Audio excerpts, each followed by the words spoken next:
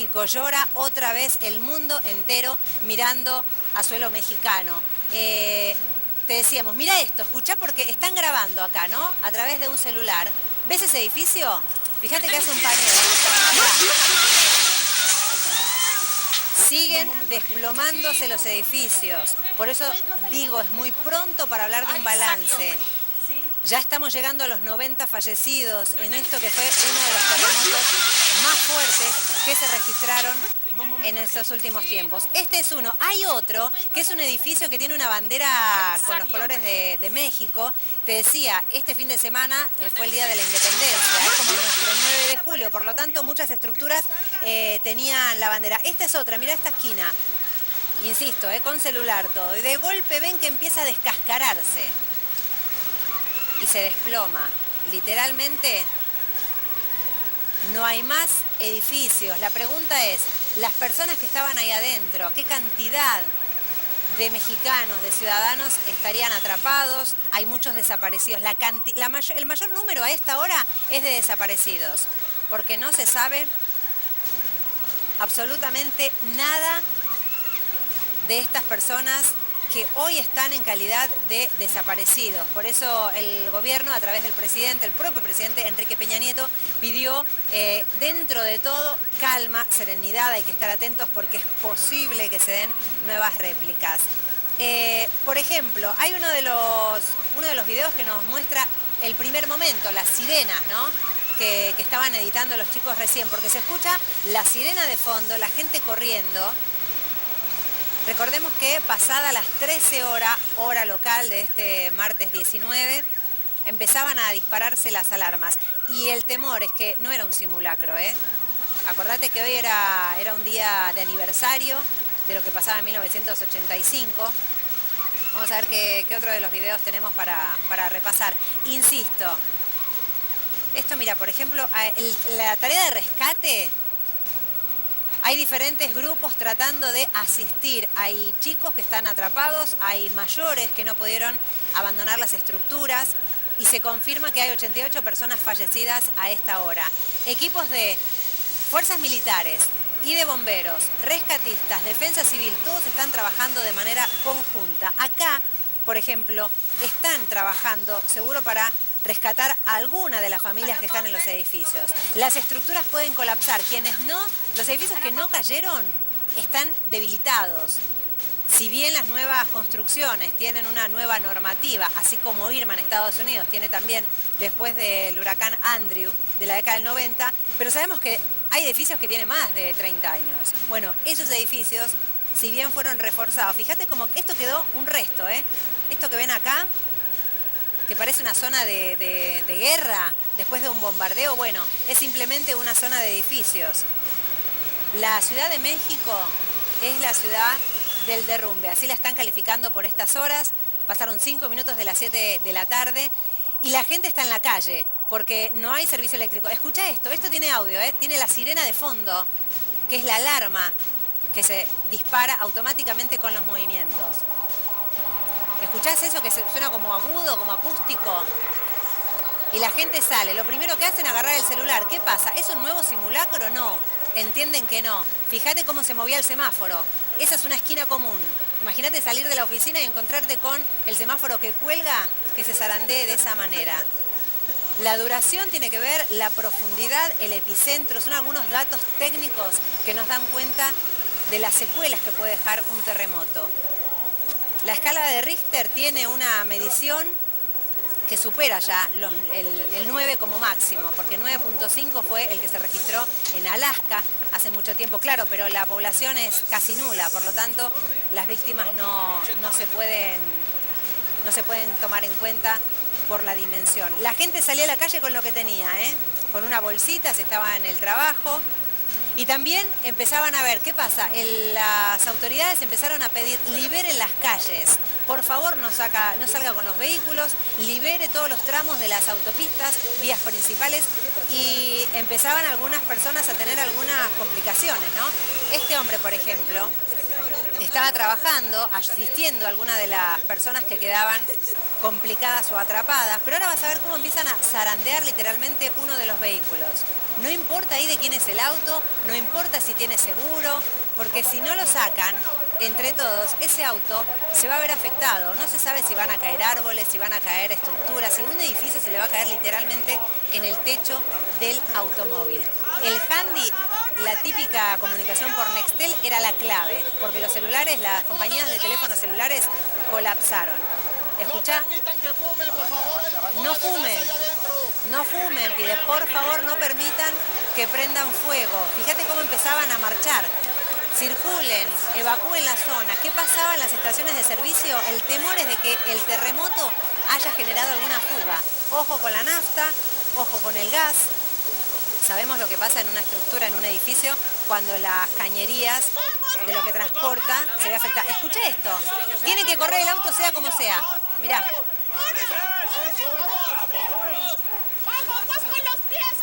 Con los pies, con las manos, empujen de la manera que puedan. Esto, recordemos, pasaba bien temprano, pasado el mediodía, en Ciudad de México. Más noticias. Último momento. Terremoto en México. Réplica en Oaxaca, 4,8 grados.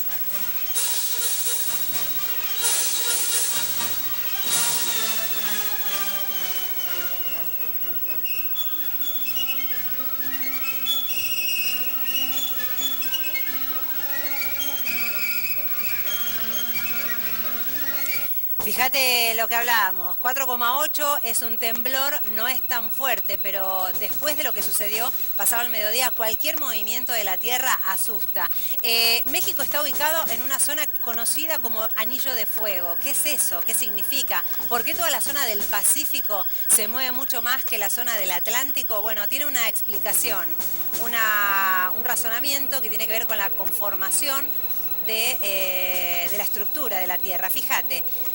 ¿Dónde fue el terremoto del día de hoy? Mirá, los nuevos temblores, 13-14 horas de hoy, 19 de septiembre, 7,1. Y fíjate dónde está, en Morelos. Allí es donde se dio este terremoto. Seguramente en el mediodía escuchabas que había dos sismos, dos terremotos simultáneos. ¿Sabes por qué? Porque se generaba confusión. Primero, el Sistema Nacional de Sismología en México dijo que era de 7,1, pero hay un estudio y un instituto de geofísica a nivel internacional más utilizado, que es el de Estados Unidos. Bueno, ese le había dado una magnitud de 6,8. Por eso se confundían y creían que eran dos, 6,8 o 7,1. Bueno, fue acá en Morelos. 7,1. Ahora acaba de darse una réplica en el estado de Oaxaca. Hay otra foto que tenemos para ver, que es justamente este anillo de fuego. Para que tengan una idea, toda la zona que bordea el Pacífico está justo en la división de las placas tectónicas. Imagínate algo así como un Tetris que encajan las piezas de una manera perfecta. Claro, perfecta cuando están quietas, pero de vez en cuando, acá lo tenés, mirá. ¿Qué es esto? ¿Qué es esta mancha que se ve en colorado, en naranja? Así se la denomina el anillo de fuego. Fíjate, permiso, acompáñame, Flaco, el bus, que estamos acá. Por eso en Chile se mueve muchísimo. Toda esta parte sur de América. México, fíjate que dónde está México, ¿no? California, en los Estados Unidos, Alaska, que es donde se dio el terremoto más fuerte de toda la historia, que fue de 9,5, y toda la parte de Asia, que también bordea esta zona, están justamente donde las placas tectónicas más se mueven. Afortunadamente, fíjate dónde está Argentina, del otro lado. Nosotros estamos alejados y por eso, una buena para nosotros, todos los temblores se dan pasando la cordillera. Mónica Romero es una colega que está en México. Recordemos que ella trabaja para un medio también de comunicación, para la radio. Romina, Lourdes Suazo de Buenos Aires. Primero, saber cómo está la situación a esta hora, porque acaba de confirmar una réplica en el estado de Oaxaca de 4,8.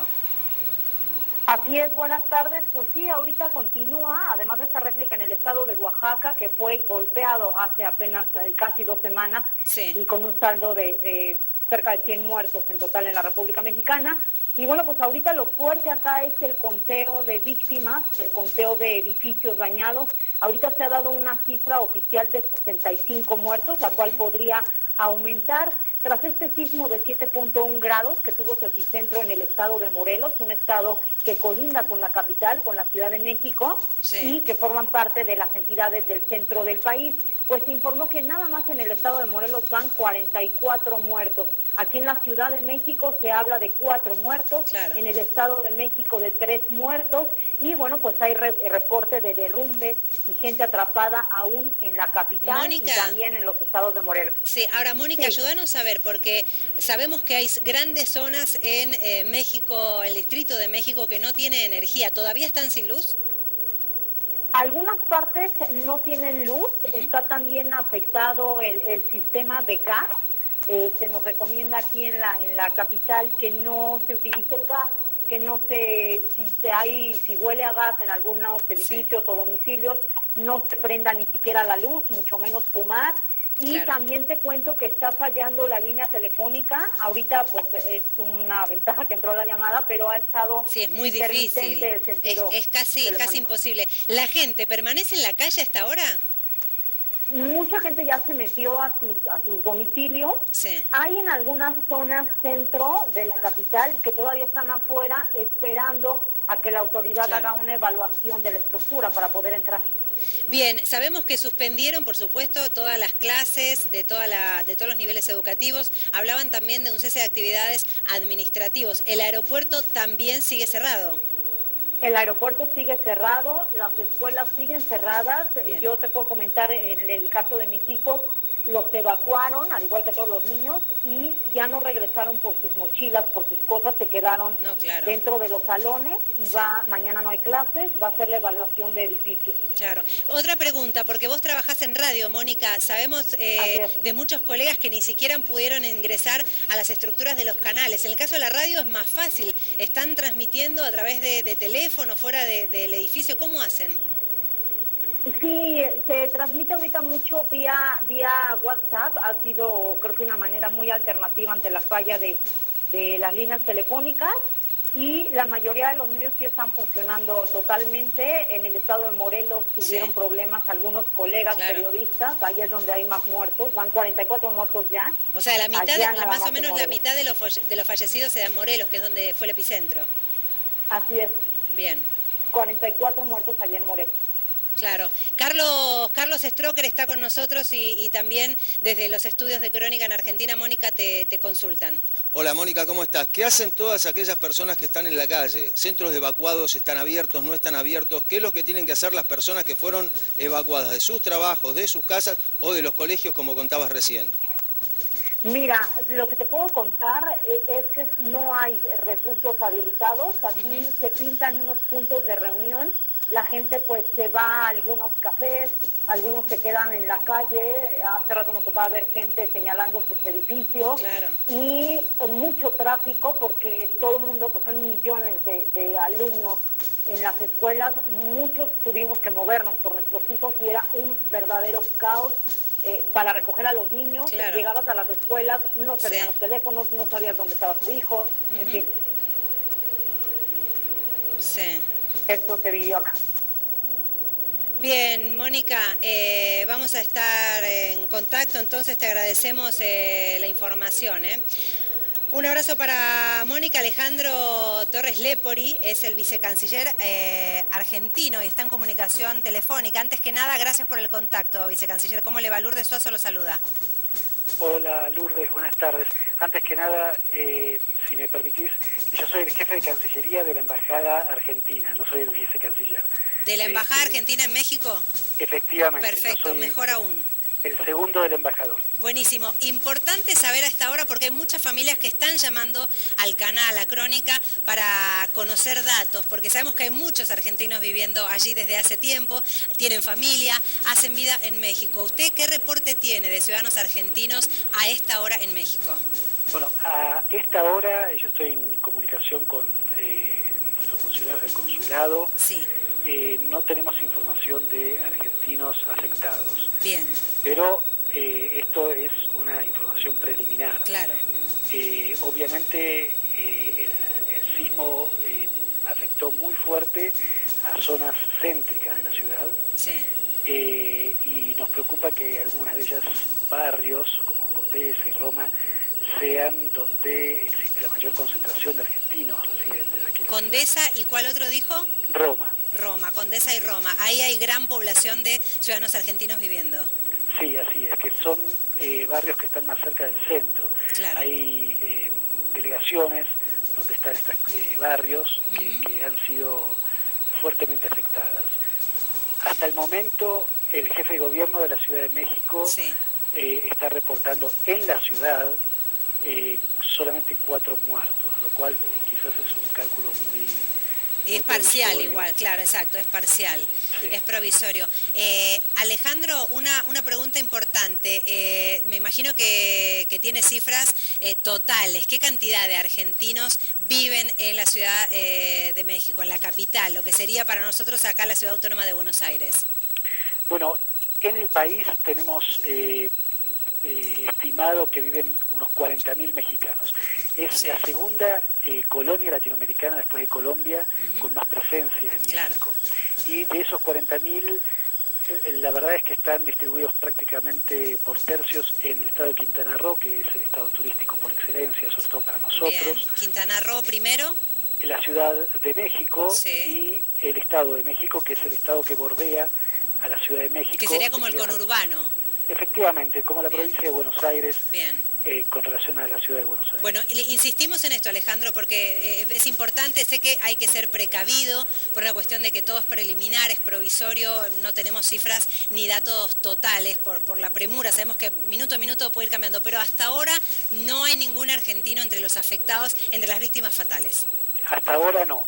En total, el estado más afectado es el estado de Morelos, con más de 40 muertos, y en total se está hablando de alrededor de unos 50 muertos, pero uno piensa, viendo las imágenes, que esta cifra va a escalar. No, no se enoje, vamos a compartir el número de teléfono, chicos, ayúdenme que estaba recién en pantalla. Sabemos que puede colapsar por un lado las líneas allí en México, pero es importante porque nos llamaban a nosotros para ver qué hacer, a dónde asistir. A ver, recién estaba puesto en pantalla, chicos, el número de, justamente, ¿no? La embajada argentina en territorio mexicano para compartir. Ahí está, 0052, que es la característica de México, 5554-03-660.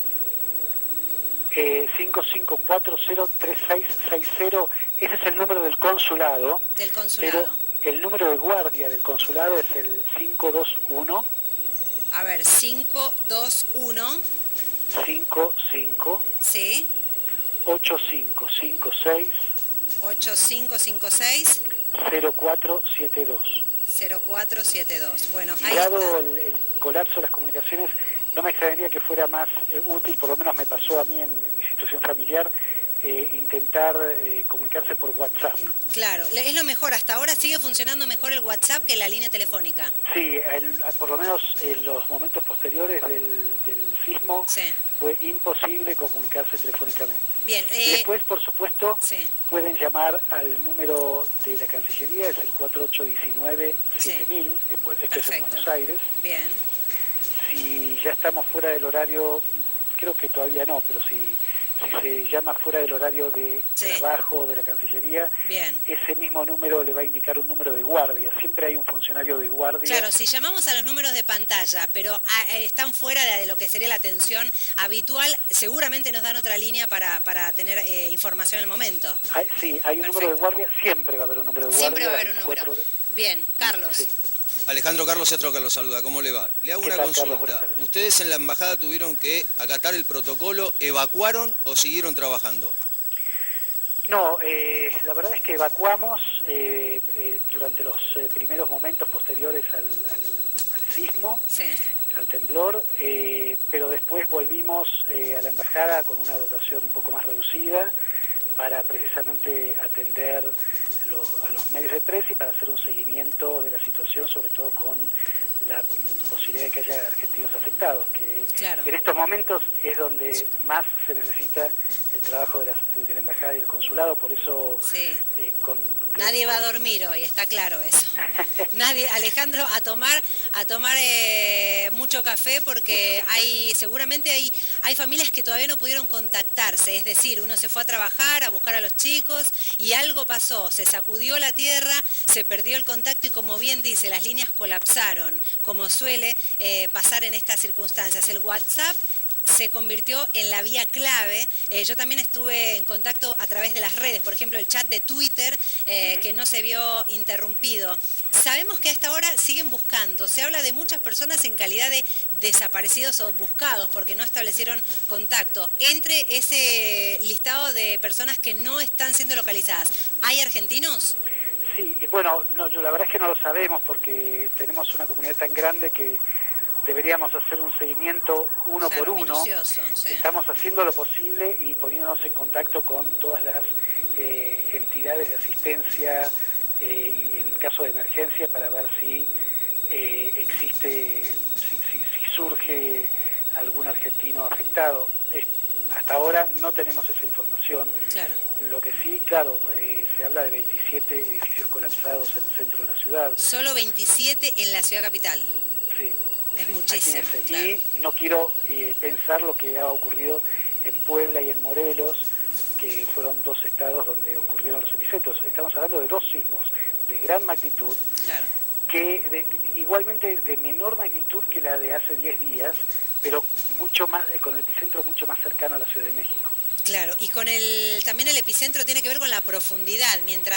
Yo pensé que mientras más profundo era más fuerte. En realidad, mientras más cerca de la superficie, más se siente. Así es. Claro. Sí. Uno tiene que estudiar, ¿no? Tiene que empezar a aprender algunas características para entender por qué un sismo que tal vez tiene menor magnitud se siente mucho más y hace colapsar las estructuras. Creo que el que afectó a Morelos fue a 57 kilómetros de la superficie. 57, claro. Ahí estamos viendo justo en un mapa el momento y el lugar exacto, ¿no? Porque fue pasado el mediodía, Morelos. Claro, es lejos en realidad de la ciudad capital, pero incluso se llegó a sentir.